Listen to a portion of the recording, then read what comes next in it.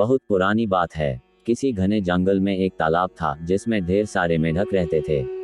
उन्हीं में एक मेढक अपने 3 बच्चों के साथ रहता था।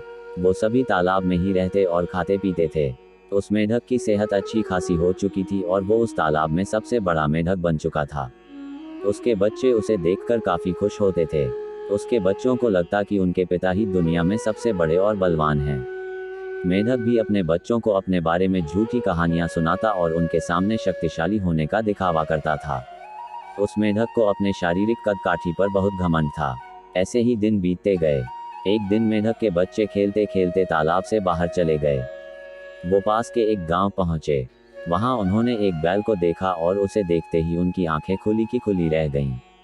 उन्होंने कभी इतना बड़ा जानवर नहीं देखा था।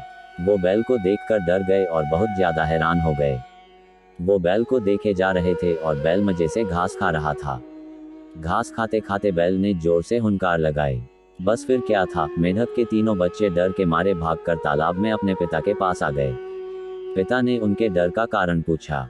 उन तीनों ने पिता को बताया कि उन्होंने उनसे भी विशाल और ताकतवर जीव को देखा है। उन्हें लगता है वो दुनिया का सबसे बड़ा और शक्तिशाली जीव है। ये सुनते ही मेढक के अहंकार को ठेस पहुंची। उसने एक लंबी सांस भरकर खुद को फुला लिया और कहा, क्या वो उससे भी बड़ा जीव था? उसके बच्चों ने कहा, हाँ, वो तो आपसे भी बड़ा जीव था। मेढक को गुस्सा आ गया। उसने और ज्यादा सांस भरकर खुद को फुलाया और पूछा, क्या अब भी वो जीव बड़ा था? बच्चों ने कहा, ये तो कुछ भी नहीं, वो आपसे कई गुना बड़ा था। मेढक से यह सुना नहीं गया। वह सांस फुला फुलाकर खुद को गुब्बारे की तरह फुलाता चला गया। फिर एक वक्त आया जब उसका शरीर पूरी तरह फूल गया और वो फट गया और अहंकार के चक्कर में अपनी जान से हाथ धो बैठा। कहानी से सीख, कभी भी किसी बात का घमंड नहीं करना चाहिए।